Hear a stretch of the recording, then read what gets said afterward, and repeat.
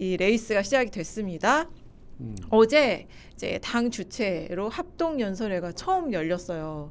그래서 뭐 이제 후보들이 한 자리에 모인 건 두 번째지만 당 주최 합동 연설회는 처음이었거든요.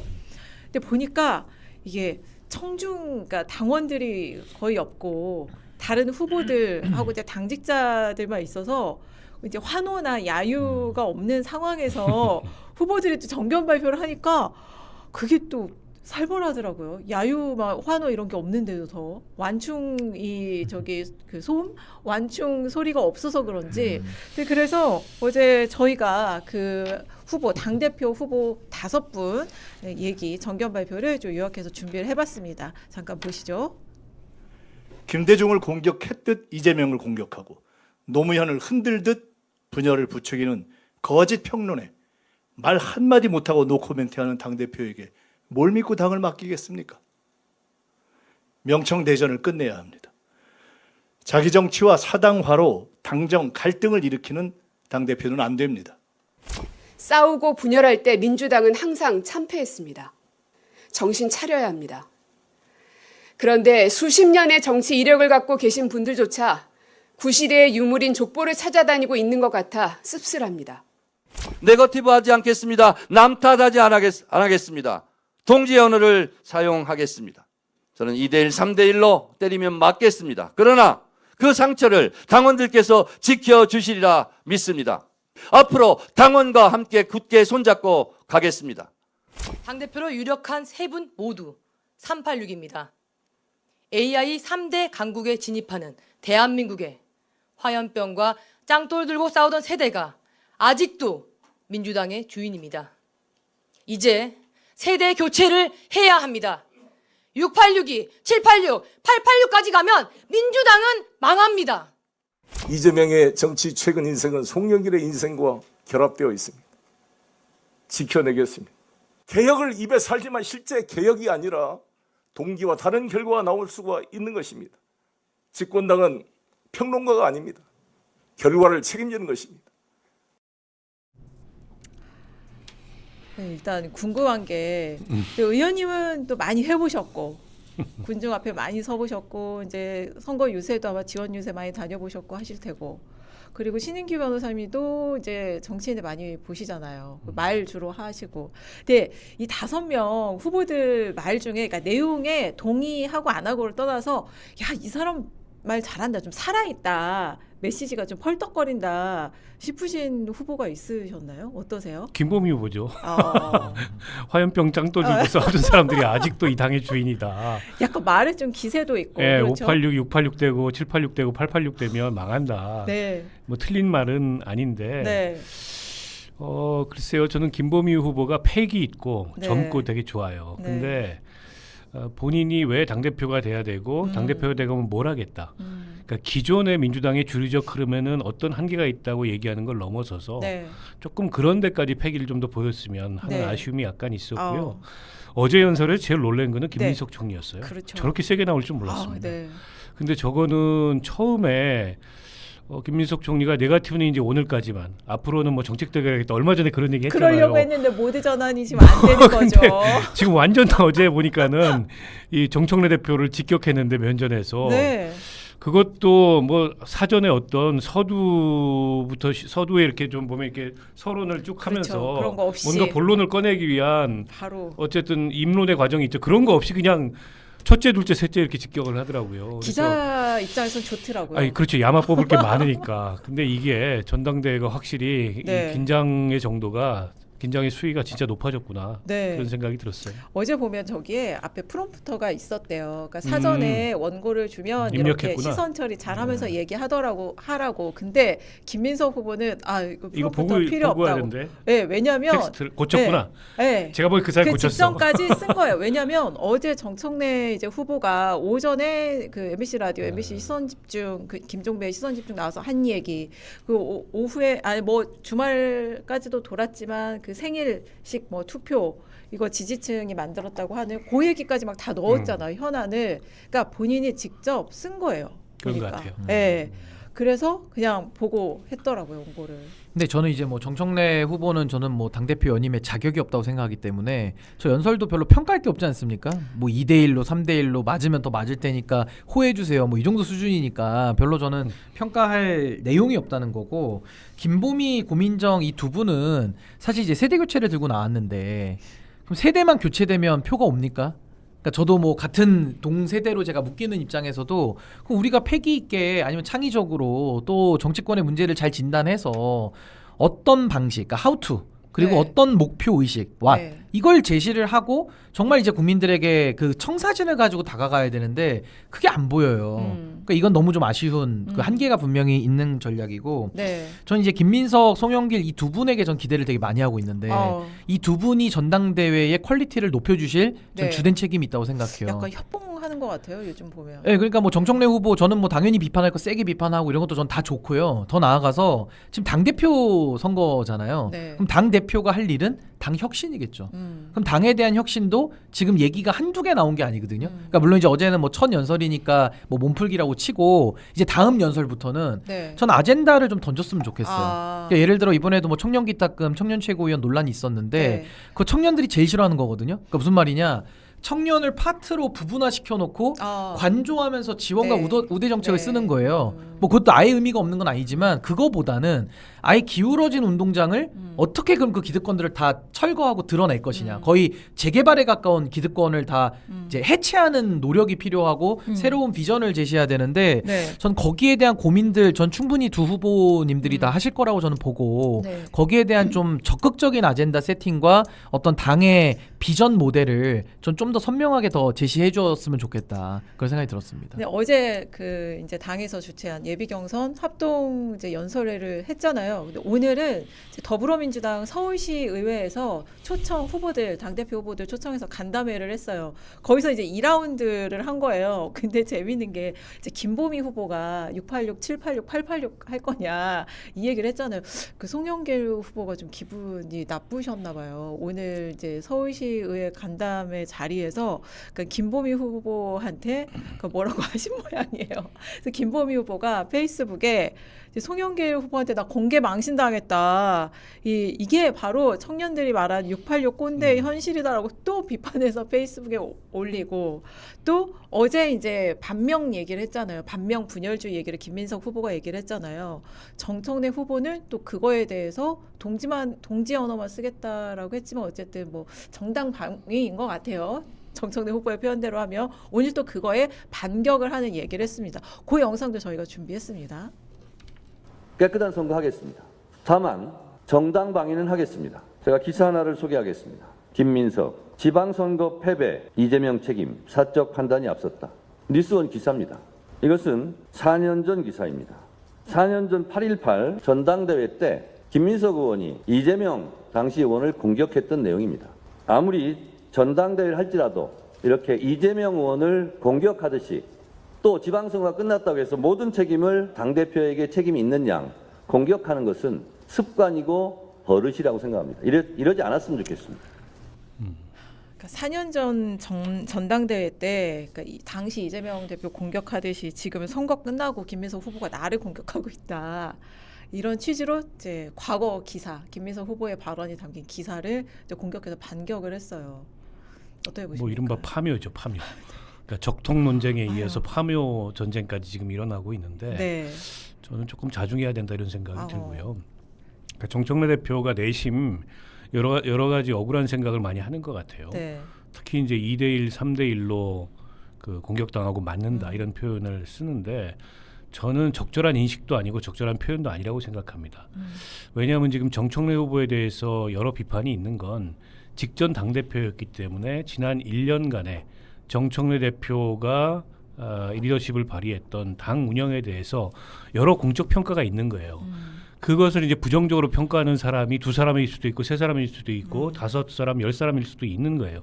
근데 그거를 마치 무슨 본인한테 집단 몰매를 놓는다는 식으로 인식하는 건 본질을 좀 호도하는 거고 표현도 제가 보기에는 굉장히 부적절해요. 지난번에 뭐 다구리 본인이 쓴 표현은 아니지만 네. 그런 어떤 언론의 만평을 본인 SNS에 올리기도 했는데 그러니까 일종의 언더독 전략, 약자 코스프레 이건 이해가 되는데 너무 과하고 네.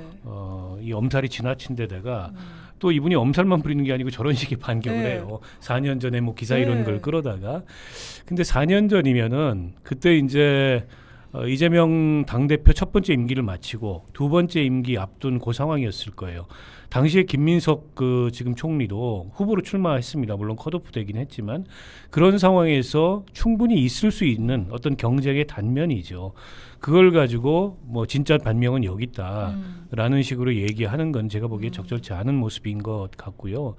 앞서 그 김보미 후보를 향해서 송영길 후보가 고함쳤다 이 얘기는 뭐 686, 786, 886 이게 아니고 송영길 후보 자격 문제에 대해서 그 출마 자격 문제에 대해서 박지원 전 비대위원장하고 비교한 걸 두고 아마 기분이 나빴던 모양이에요. 마치 특혜를 받은 것처럼 본인은 네. 이제 정치검찰로부터 탄압을 당했던 박해를 건데 당했는데. 그거를 마치 기성세대에게는 특혜를 주고 청년은 문턱을 높였다 이런 식으로 김보미 후보가 비판하는 거에 대해서 조금 화가 났던 모양인데 그래도 선배 정치인이 보일 모습은 아닙니다. 웃으면서 네. 오해가 있고 이렇게 얘기하면 되는 거지 우리 김보미 후보의 문제의식은 충분히 알겠으나 그건 좀 경우가 다르다 이렇게 얘기를 하셔야지 당대표가까지 지내신 분이 여러 사람 보는 앞에서 글쎄요 고함을 친 건지 평소대로 이분이 좀 말씀 자체가 고함 음성이 같아요. 크죠. 그 평소 말씀을 좀 강하게 한 건지 몰라도 제가 보기엔 적절치 않아요. 그 김보미 후보가 충분히 당혹스럽고 네. 충분히 우리 당이 이렇게 고압적이고 권위적이고 어떻게 보면은 기성 정치인들을 할 말 다 하고 청년들 기죽이고 그런 모습으로 비춰주는 게 좋습니까? 그거는 전 잘못하신 것 같아요. 네. 뭐 저도 김보미 후보 이야기는 사실 뭐 송 대표님이 어떤 뭐 좀 이렇게 면박을 줬다 뭐 이런 내용을 또 페이스북에 길게 올렸더라고요. 내가 공개 망신 당했으니까 나도 네. 여기서 공개 비판하겠다. 아니 근데 이제 이렇게 저는 썼더라고요. 거기에 대해서는 사실 김보미 후보가 정무적 판단 능력도 부족하고 엉뚱하게 짚은 거거든요. 그러면서 이제 당내에서 마치 송영길 후보가 탈락이 되면 자기에게도 좀 기회가 올 것 같은 약간 좀 기회주의적인 처신도 많은 분들이 다 알고 비판을 많이 했어요. 그래가지고 좀 이게 청년 정치냐라고 비판을 막 하고 있는 과정에 굳이 본인 등판을 해서 이렇게 또 빌미를 줄 필요가 있었느냐 이 부분은 조금 이제 화가 나시더라도 저는 조금 차분한 대응을 하시는 것이 더 송영길 후보님께도 좋다라는 생각이 들고요.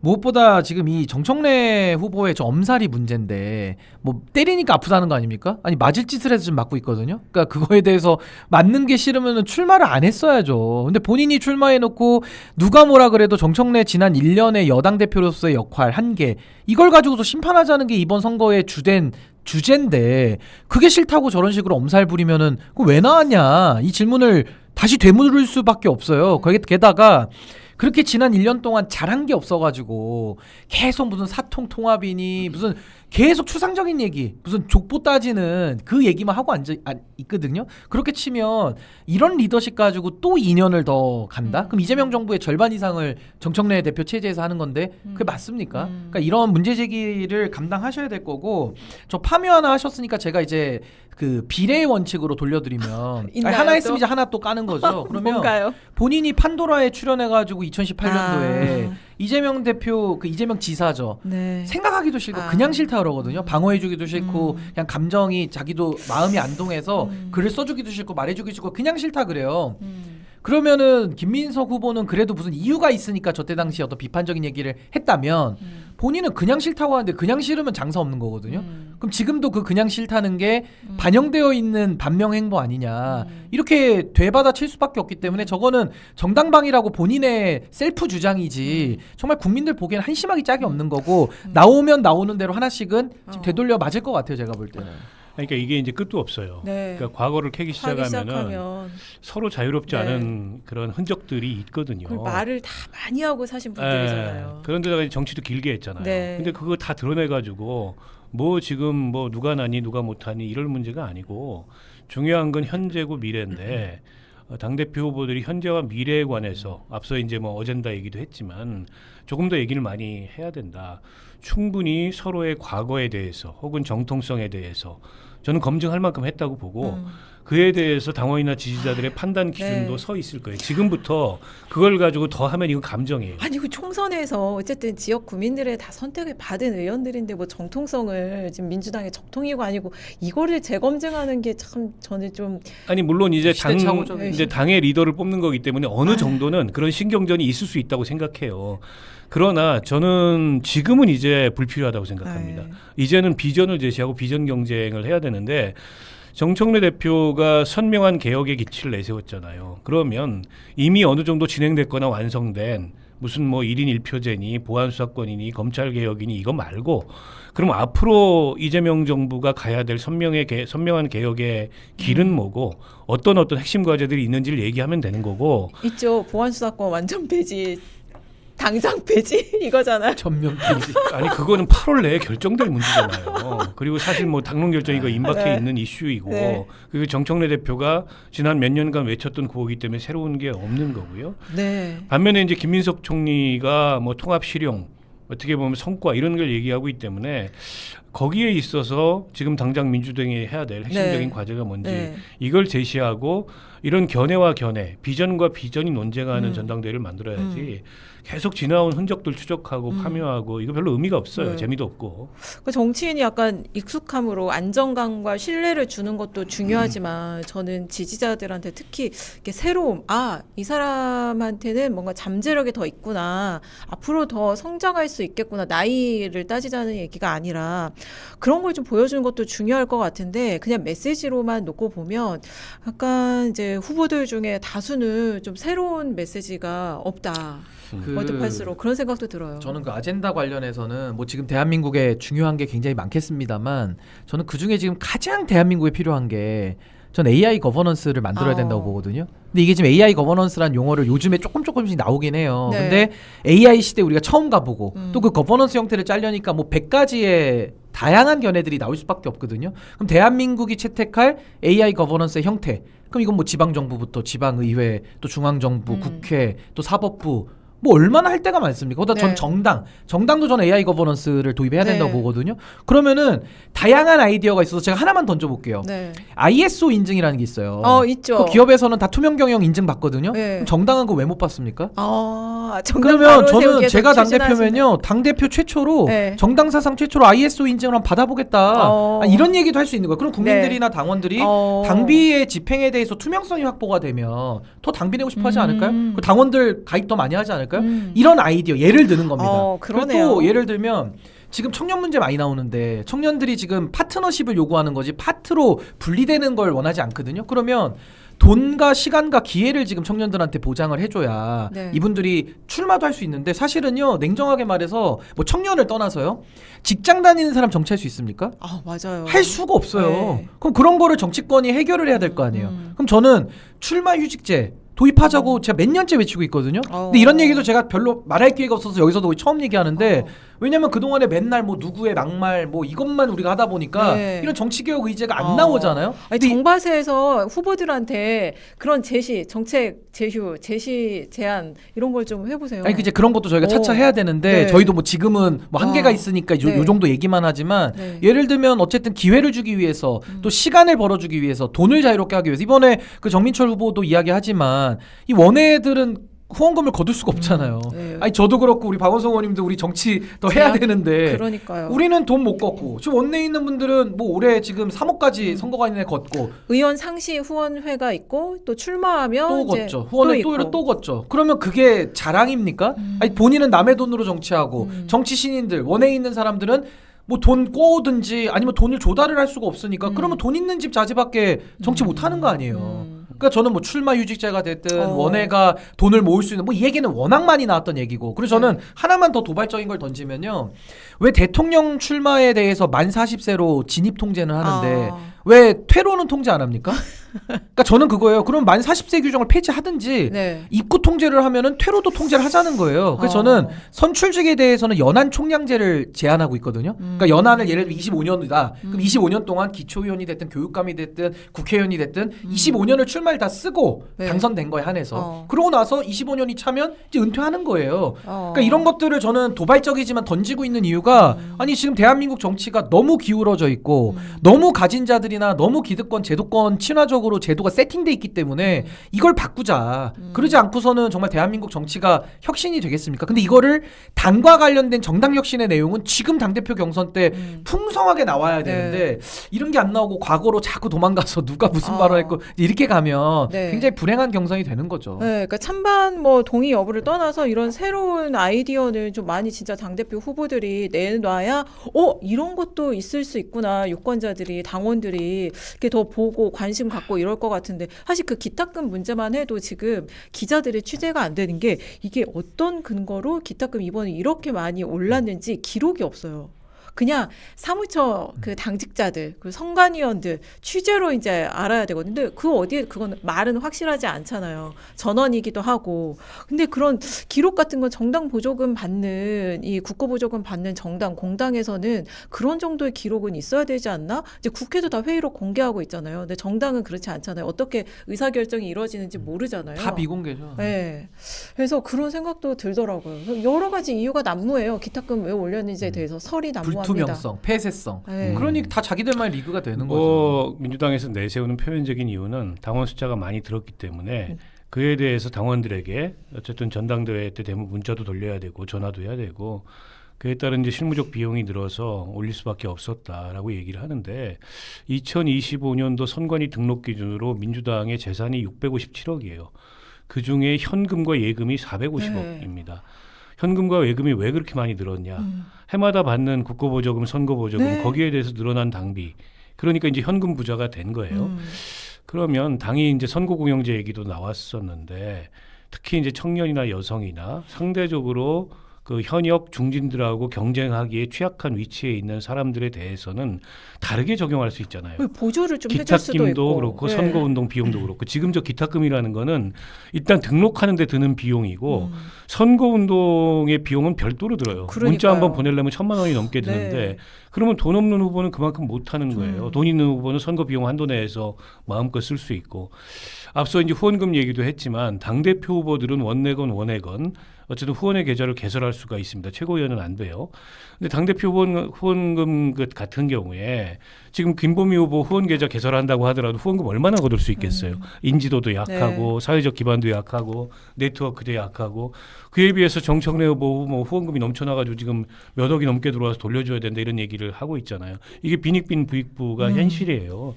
그러면 당이 그 정도의 이 자산이나 재정 능력이 있으면 굳이 이번 선거 앞두고서 당원이 늘었다고 해서 네. 그렇게 기탁금을 늘리는 게 그것도 근거도 불투명한지 4배씩이나 늘리는 게 누가 봐도 이해할 수 없는 거고 오늘 모르겠습니다. 조정이 됐는지 뭐 대통령도 한 말씀 하고 해가지고 조정된다는 좀 얘기가 깎아줬다고 있었는데 하더라고요. 그래요?